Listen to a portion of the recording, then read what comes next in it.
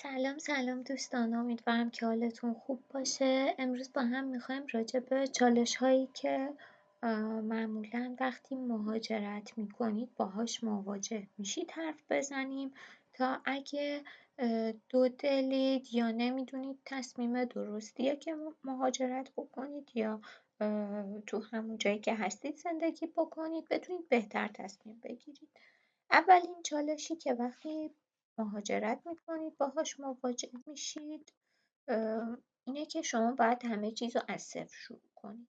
یعنی وقتی تو کشورتون هستید خب حتما قبلا یه دستاوردهایی داشتید، شما رو میشناسن، مثلا رتبه اول بودید یا استادا رو باهاشون راحت ترید، میشناسیدشون، اونا شما رو میشناسن، اون اعتماده به وجود اومده یا با کسی کار کردید و میدونن شما چطوری هستید، چطوری کار میکنید، اخلاقتون چجوریه. ولی وقتی میخواید به یه جای دیگه برید خب همه چیزا باید از اول شروع کنید. کسی نمیدونه آیا شما خوب درس خوندید یا نه، حتی اگه نمره هاتون رو قبلا دیده باشن هیچ دیدی ندارن راجع به اینکه کلا سیستم اون کشور چجوری بوده و یا اینکه شما چیزا رو یادتون مونده یا نه، یا اینکه خوب کار میکنید یا اصلا علاقه‌ای به کار ندارید. پس کلا باید از اول شروع کنید. از اول آدمی که هستید، فردی که هستید رو به جامعه‌ای که میرید بشناسونید و این شاید زمان ببره، چند سال طول بکشه و اینکه باز بستگی به اون کشوری داره که میرید. اگه مثلا فرانسه است، فرانسه اینطوریه که خیلی دوست دارن مثلا 2 نفری راجع به شما نظر بدن. اگه یا مثلا تو یک جمعی راجع به شما نظر بدن، شاید این نظرات منفی باشه و شما باید اونقدر محکم باشید که این نظرات روی شخصیتتون، روی اعتماد به نفستون تاثیر نداشته باشه. یعنی شما میدونید که یک فرد خوبی هستید، یعنی خوب کار میکنید، سخت کوشید، عالی بوده همه چی توی کشور خودتون براتون، ولی اینجا نه شما رو میشناسن نه هیچی و راحت راجبتون نظر میدن. گاهی این نظرات ممکنه آزاردهنده باشه و شما باید اونقدر قوی باشید که هرچی که میشنوید رو تأثیری روی عملکردتون نذاره و همچنان ادامه بدید به موفقیت، به چیزایی که میخواید دست بهشون پیدا کنید و چیزایی که میشنوید رو تأثیری روی هیچی نداشته باشه. این یکی از چیزاست. چالش بعدی که ممکنه باهاش مواجه بشید هزینه‌های زندگی یا مقدار درآمدتونه. اگه میایید اینجا خب به این فکر بکنید که یا هر جای دیگه ای میخواید مهاجرت بکنید به این فکر بکنید که خودتون باید درآمد داشته باشید، یک مقدار پسنداز داشته باشید بعد مهاجرت بکنید. اینکه فکر کنید روز اول میتونید کار پیدا کنید، شاید احتمالش صفر نیست ولی خب احتمالش کمه. و اینکه اگه به این فکر بکنید مثلا خانواده، عمه، خاله، کسی اینجاست و میتونه به شما کمک بکنه یا دوستی هست از لحاظ هزینه‌ای میتونه به شما کمک بکنه، شاید یکم فکرتون درست نباشه. چون که خب درآمدی که هست مثلا توی فرانسه قانون اینطوریه که درآمد همه باید تو یک رنج مشخصی باشه. اگه درآمدتون زیاد باشه مالیات بیشتری میدید، اگه درآمد کم باشه دولت کمک هزینه‌های مختلفی مثل کف و غیره رو سوبسیدهای مختلفی به فرد میده تا اون درآمد یه کوچولو همه درآمد جامعه تو یک رنج مشخصی قرار بگیره. برای همین اینکه انتظار داشته باشید مثلا از دوستتون بتونید پولی قرض بکنید شاید انتظار درستی نباشه، چون که درآمد اون هم مناسب زندگی یک نفره و اینکه شاید اون هم افراد مختلفی رو دورش داشته باشه، مثلا خواهر، برادر یا دوست نزدیکی که به اون هم باید کمک بکنه و شاید شرمنده شما بشه که نتونه هزینه زندگی شما که تازه اومدید رو یا میخواید مهاجرت کنید رو تقبل بکنه.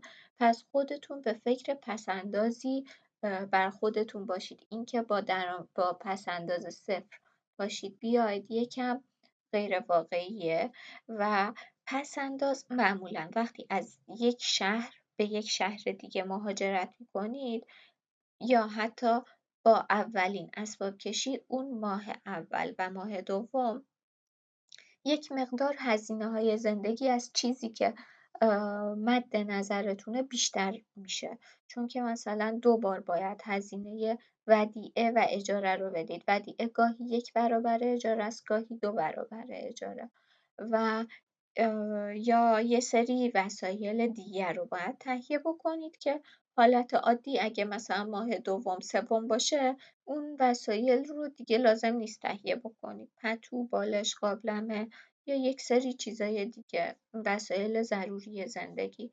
پس توی ماه‌های اول معمولاً هزینه زیاده و سعی کنید حتما پس‌انداز داشته باشید و حتی اینکه یه کوچولو پس‌انداز داشته باشید که اگه مثلا شغلتون رو خواستید عوض بکنید، اگه برای یک مدت پس‌انداز درآمدی نداشتید بتونید از اون پس‌اندازه استفاده بکنید.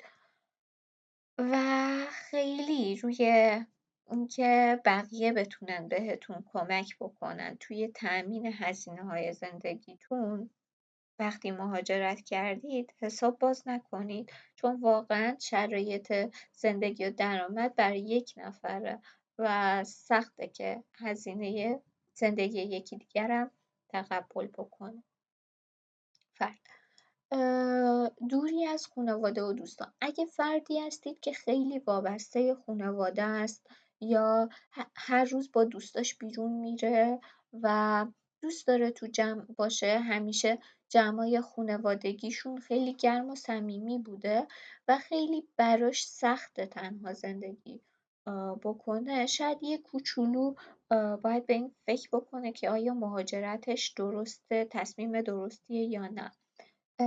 اگه تا الان مسافرت تنهایی نرفتید یا حتی داخل کشور هم تنهایی به جایی نرفتید 2-3 روز بمونید و اون چالش رو نداشتید که اگه مشکلی پیش بیاد خودتون میتونید حلش بکنید یا براتون سخت میشه حتما باید خانواده باشه یا دوستاتون باشه، این شاید بازم یه چالش دیگه باشه که وقتی مهاجرت میکنید باید بهش توجه بکنید. چون اینجا خونواده نیست، اگه خدایی نکرده کسی مریض بشه شاید هیچ دوستی در اون لحظه که این فرد لازمه کسی کنارش باشه حضور نداشته باشه و اون فرد خودش باید از عهده همه کارهایی که باید برای خودش انجام بده بر بیاد. پس باید اینو در نظر بگیرید که آدمی هستید که بتونید تنهایی زندگی بکنید یا خونواده‌تون رو حداقل برای 1 سال نبینید. اگه قبلا توی شهر دیگه درس خوندید دور از خونواده و تونستید دوستای جدیدی بر خودتون پیدا بکنید بازم این میتونه پوان مثبتی باشه و اینکه آدم اجتماعی باشید بتونید دوست پیدا کنید اینم شاید بتونه بهتون کمک بکنه و اینم هست که چالش اینکه بتونید با دوستاتون به زبانی که اونا حرف میزنن حرف بزنید. بعضی از افراد حوصله اینکه شما یواش حرف بزنید رو ندارن و امیدوارم دوستی رو که مناسب شخصیت خودتونه زودتر پیدا کنید وقتی مهاجرت میکنید. ولی اگه هم طول کشید این فرایند دوست یا دوستانی پیدا نشد شما بتونید از عهده کاراتون بر بیاید. بوروکراسیای اداری یک دیگه از چالشاییه که باهاش مواجه میشید. کارای اداری مخصوصا تو فرانسه خیلی طول میکشه. یعنی شاید برای یه کارت اقامت شما مجبور بشید 10 ماه 11 ماه صبر کنید، یا کارای دیگه مثلا برای اگه تازه دانشجویید و اومدید برای کف شاید 5-6 ماه صبر کنید، یا حتی یک مدرک رو 5-6 ماه توی 5-6 ماه مختلف باز بفرستید و یکم عصبانی بشید. همه چی شاید یواش باشه، کاغذ زیادی باید پر کنید و خیلی صبر کنید. باید از این لحاظ هم خودتون رو آماده کنید و این انتظار رو اصلا نداشته باشید که کسی به جای شما بره کارای اداریتون رو انجام بده. مثلا برای گرفتن کارت اقامت یا اینکه حتی مدارکتون رو تحویل بدید، گاهی الان آنلاین شده، ولی برای تحویل مدارک یا اینکه مثلا کف ایمیلی باز کردن حساب، اگه این انتظار رو داشته باشید که یکی به جاتون بره یا یکی باهاتون بیاد، این شاید انتظار درستی نباشه، چون خود صفحه پرفکتو شاید 2-3 ساعت طول بکشه و اونجا هم، یعنی فقط داخل ساختمون بشید، اونجا هم باید 1 ساعت بشینید تا نوبتتون بشه. پس دوستتون باید حداقل 5-6 ساعت برای شما وقت بذاره که باهاتون بیاد و این شاید برای اون هم مقدور نباشه، چون اونم چالش‌های زندگی خودشو داره، اونم درس داره، اونم کار داره و یه سری چیزای دیگر رو باید یاد بگیره.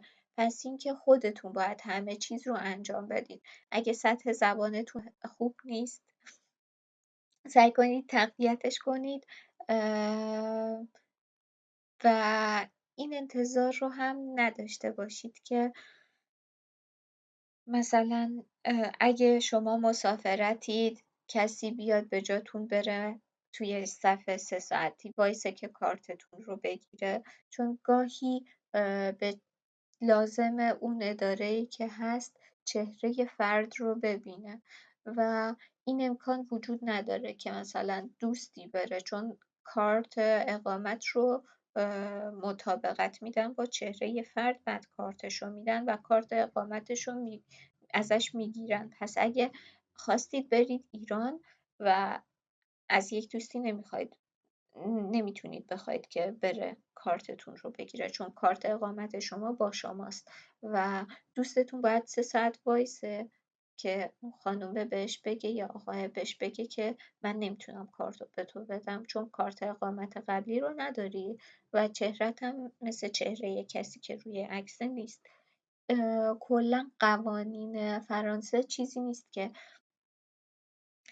یک قانون کلی باشه، برای هر شخص متفاوته، برای هر شرایط متفاوته، اما در کل این که از کسی بخواید مثلا کارای اداری شما رو انجام بده خیلی درست نیست. چالش بعدی ادغام شدن با فرهنگ جدید. خیلی چیزای مختلف پیش میاد که توی فرهنگ جدید شاید برای شما تو فرهنگ خودتون این چیز نرمال نباشه. مثلا شاید کسی توی رو در وایسی توی کشور خودتون بهتون بگه آره من این کارو میکنم، اما شاید اینجا کسی بهتون نگه آره. مثلا یک مثال بود. یا کسی رو گوشه خیابون ببینید که داره دستشویی میکنه، این در حالیه که این توی کشور مرسوم نیست. یا کسی رو ببینید که سرما خورده و فیلم میکنه توی جمع و این توی کشور ما مرسوم نیست. یه سری چیزهای مختلف شاید باشه و این که شما آیا میتونید با اون چیزها اوکی بشید یا نه. مثلا اگه بیرون میرید سگ‌های مختلف شاید سر راه دستشویی کرده باشن، باید مواظب باشید پاتون رو کجا میذارید. یا اینکه مثلا خیلیا رو میبینید که روی خیابون همینجوری نشستن و وقتی شما دعوتشون میکنید توی خونتون، شاید همون جوری که توی خیابون نشستن رو زمین بشینن، رو مبل بشینن، رو تخت بشینن و براشون مهم نباشه، در حالی که این شاید توی فرهنگ ما خیلی متفاوت باشه. یا اینکه مثلا من دیدم شاید بر همه اینطوری نباشه، ولی خب برای گاهی بعضی از افراد اینطوری هستن، مثلا دستشون یا بینیشون رو پاک میکنن، دستمالشون رو دیگه پرت نمیکنن، میذارن که شما روی میز شما یا شما پرتش کنید.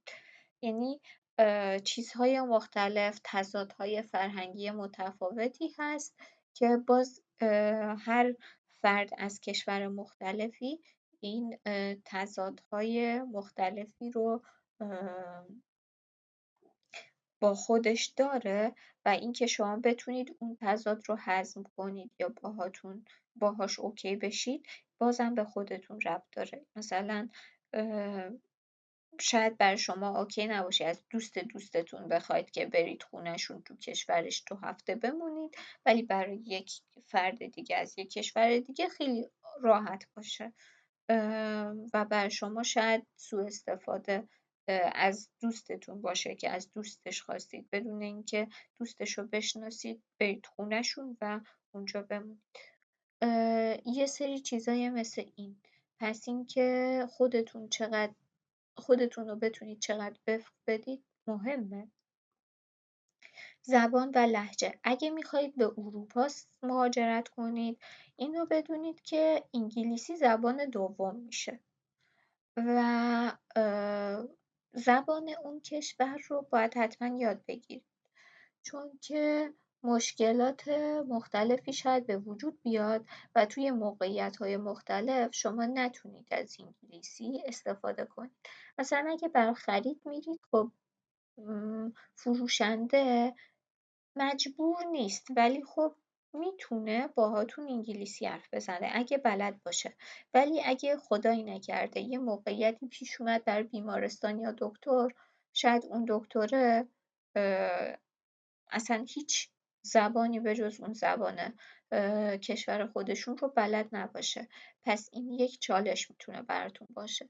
یا اینکه شما فکر میکنید که من مثلا فکر میکنید که بخونید که آیلتس 56 بگیرید بیایید، بعد میایید اینجا میبینید که تنها آیلتس مشکل نیست، مشکل اینه که لهجه های افراد مختلف وقتی که حرف میزنن متفاوته. حتی مثلا توی آمریکا اگه یه فرد آمریکایی مثلا آمریکایی که سیاه‌پوسته با آمریکایی که سفیدپوسته، سرعت حرف زدنشون و تلفظ لغاتشون متفاوته. و یا حتی افراد دیگه، مثلا فردی که اسپانیاییه و انگلیسی حرف میزنه با فردی که ایتالیایی انگلیسی حرف میزنه یا فرانسوی انگلیسی حرف میزنه، لهجه هاشون متفاوته و این برای زبان اون کشورم صادقه. یعنی کسی که فرانسوی حرف میزنه تو پاریسه با کسی که فرانسویه توی تولوزه، لهجهش خیلی فرق داره. یا کسی که آفریقاییه و فرانسوی میخواد حرف بزنه، این که شما گوشتون عادت بکنه و اون زبان رو بفهمید، اون هم میتونه یک چالش باشه. حل مسائل خودش یک چالشه. یه سری چیزا پیش میاد که وقتی توی کشورتون هستید دوستاتون، خانواده‌تون بهتون کمک میکنن که حلشون کنید، ولی وقتی اینجایید کسی رو ندارید و خودتون باید تنهایی حلش کنید. اینکه بتونید از عهده‌اش بر بیاید، چقدر قوی هستید، چقدر کار کردید روی خودتون خیلی مهمه. گاهی واقعا کسی نیست که به ما کمک کنه. گاهی هم نباید انتظار داشت، چون که اون فرد هم کار داره هم درس داره، هم یه سری مشکلات دیگه خودشو داره. اینکه کل وقتشو بذاره بیاد به ما کمک کنه، شاید چنین فردی وجود نداشته باشه تو اون لحظه. پس اینکه شما چقدر قوی باشید، عصبی نشید، استرس نداشته باشید، مشکلی پیش میاد بتونید حلش کنید مهمه. گاهی مثلا میگید اینو بذارم فردا حل کنم، ولی این چیز پیش میاد که فردا 10 تا چیز مختلف دیگه پیش میاد و چیزی که دیروز گذاشتید حل کنید رو نمیتونید اون روز حل کنید. بر همین باید مدیریت تایمتون رو داشته باشید و اینکه قدرت حل مسئله و اینکه عصبی نشید اگه خیلی چیزا با هم پیش میاد.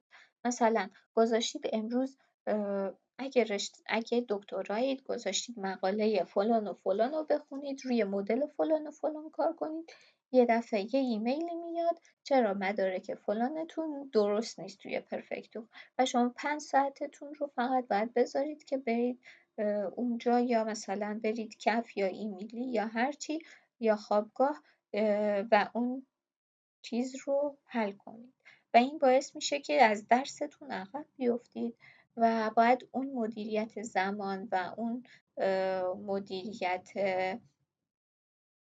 برنامه هاتون رو جوری داشته باشید که عصبی نشید، استرس نداشته باشید و راحت همه چیز رو حل کنید.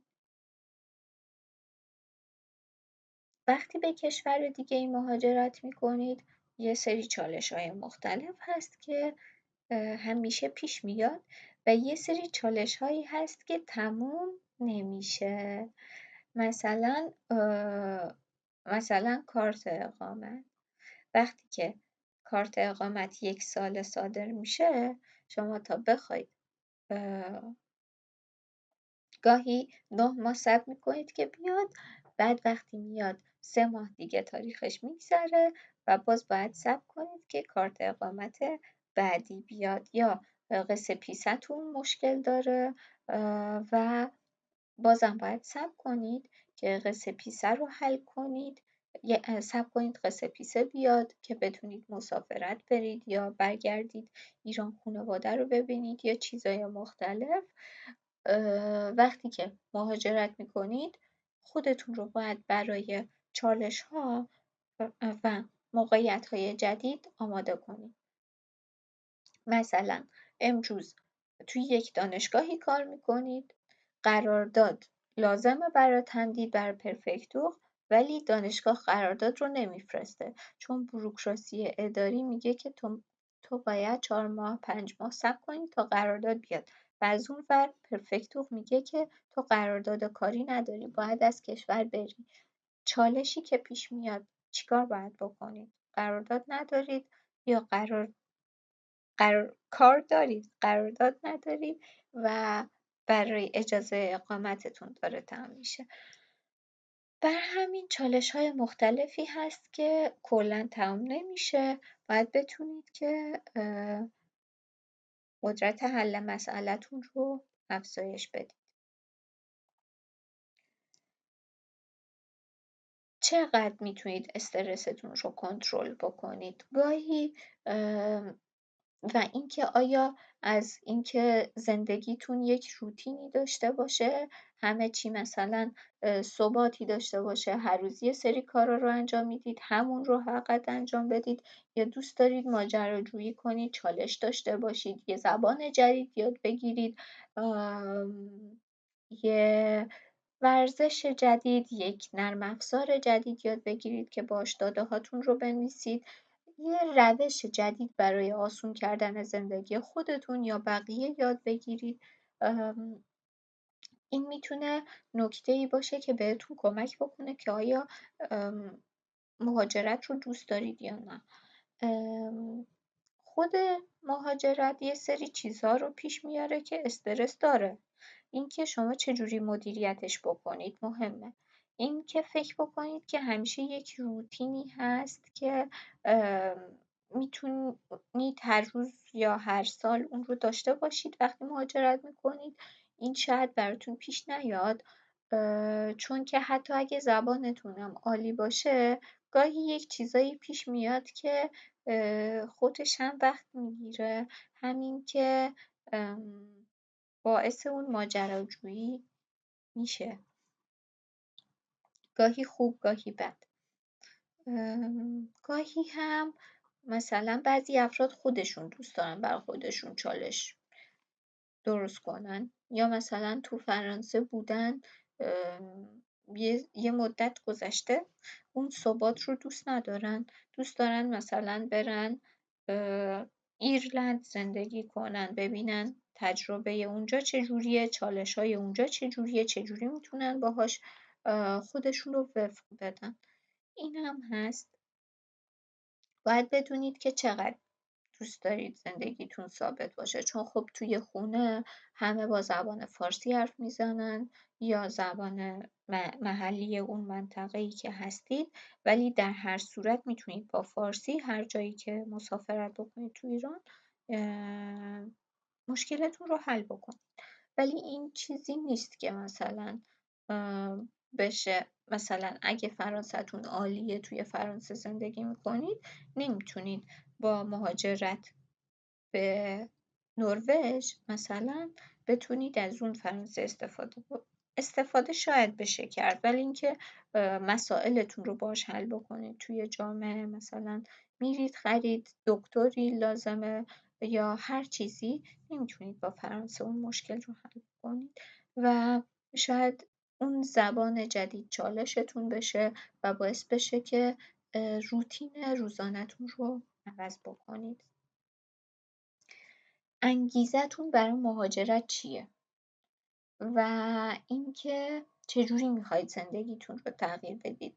اگه انگیزه‌تون برای مهاجرت اینه که فقط از ایران بیاید بیرون، شاید انگیزه مناسبی نباشه، چون شاید مثلا اونجا یه سری چیزا رو داشته باشید، خب غذا رو خانواده‌تون درست میکنن قطعا، مخصوصا شاید برای یک سری از آقایون همه چیزو مامانشون درست میکنن، مامانشون میشورن، حتی لباساشون رو همه چیزو لباسا رو اتو میکنن و یه سری کارهای دیگه. شاید اون انگیزه بر مهاجرت مهم باشه.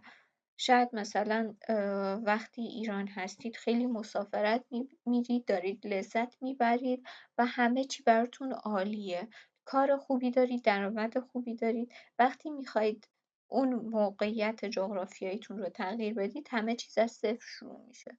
پس شاید اون انگیزه رو نداشته باشید برای تغییر.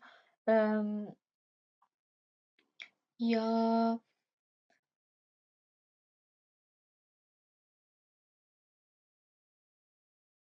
این مهمه که اون همیشه انگیزه داشته باشید برای اینکه مثلا چیزای جدیدی یاد بگیرید، زبان جدید، مثلا کارای جدید، رفتار جدید. حتی گاهی ممکنه که فرد برای اینکه تو اون جامعه ادغام بشه روی رفتارش کار بکنه. یه سری چیزا هست برای یه سری کارا برای کشور خودمون شاید اوکی باشه، اینجا نباید انجامش بدید. مثلا مرسی که این کار رو برام میکنی، شاید چنین چیزی نوشتنش تو ایمیل اصلا مؤدبانه نباشه، چون این یعنی تو داری به طرف مقابل دستور میدی. پس نحوه این که بتونی چجوری با بقیه برخورد بکنی رو شاید باید یاد بگیری، یا شاید یه چیزای دیگر رو باید توی زندگی تغییر بدی. پس انگیزه برای مهاجرت مهمه. اینکه مثلا من الان درآمد دارم تو ایران، درآمدم هم خوبه، مسافرتم زیاد میرم، با خانواده و دوستامم زیاد میگردم، ولی دوست دارم درآمد بیشتری داشته باشم. بعد تصمیم چیه؟ میخوام به فرانسه مهاجرت بکنم. این کلا انگیزه و تصمیم و همه چی غلطه، چون که درآمد تو یک رنج مشخصیه و شما بیشتر از اون درآمد ندارید. پس اگه ایران درآمد دارید لذت میبرید، خوشحالید، شاید انگیزتون برای مهاجرت درست نیست. محیط جدیده، قطعا یه سری چیزا استرساست، یه سری چیزا براتون اوکی نیست، و یه سری چالش ها به وجود میاد.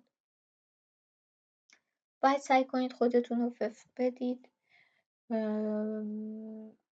آیا آدمی هستید که بتونید با محیط جدید کنار بیاید؟ یا مثلا آدمی هستید که دوست داشته باشید چالش های جدید رو امتحان کنید؟ مثلا دوست داشته باشید از این کوچه نرید از اون سوپرمارکت همیشگی خرید کنید، یه کوچه دیگر رو ترجیح بدید، یا یه سوپرمارکت دیگر رو که فقط مسیر جدید رو امتحان کنید.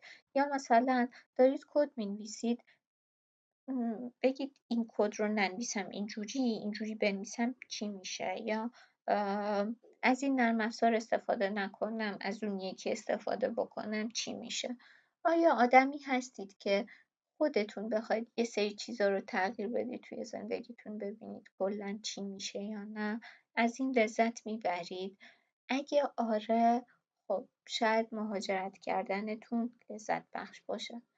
قطعا چالش‌های خودشو داره، ولی اینکه پشیمون بشید بعد 1 ماه 2 ماه کلی هزینه کردید و برگردید، این رو به دنبال نمیاره. حتما باید تصمیمتون درست باشه برای مهاجرت.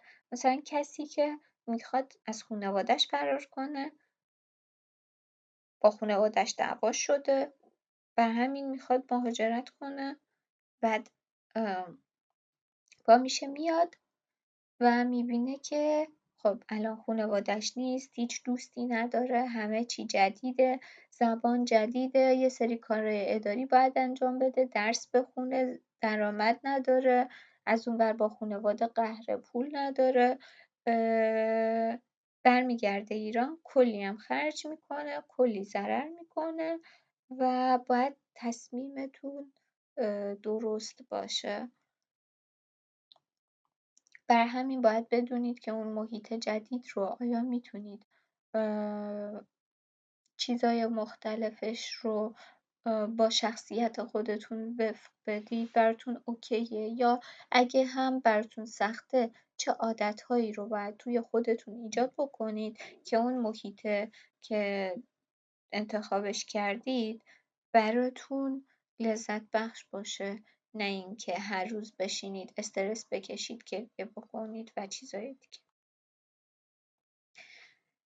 و آخرین چالش، تغییر علایق. شاید توی کشور خودمون شاید دوست داشته باشید کتاب بخونید، کتاب فارسی زیاد بخونید، نقاشی بکشید، ساز بزنید، پت مورد علاقتون رو داشته باشید، ولی وقتی میاید و مخصوصا دانشجو هستید توی اتاق مثلا 9 متری، براتون مقدور نباشه که مثلا رنگ روغن بذارید نقاشی بکشید، چون برای سلامتیتون بده و اون بوه شاید اذیت بکنه در طولانی مدت. یا کتاب فارسی نتونید پیدا بکنید که بخونید، یک شهر دورتر از پاریسید و هزینه بودجه‌ای که برای زندگیتون هست با بودجه‌ای که برای کتابه متغیر باشه و مطابقت نداشته باشه و نتونید کتاب فارسی تهیه بکنید. کتابایی که توی کتابخونه است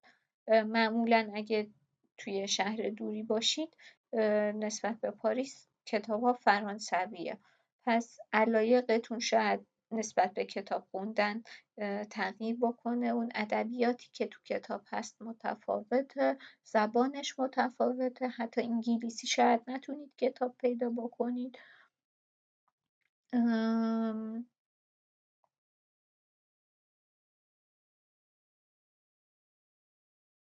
یا یه سری علایق دیگه، یا مثلا وقتی تو اتاق 9 متری هستید یا کلوکاسیون نمیتونید یکی از شرایط بعضی کلوکاسیون ها اینه که پت نداشته باشید. پس شما نمیتونید که حیوان خونگی که خیلی دوستش دارید و خیلی باهاش بزرگ شدید و کلا مثل یکی از اعضای خانواده‌تون شده رو با خودتون بیارید و این دوری شاید براتون سخت باشه.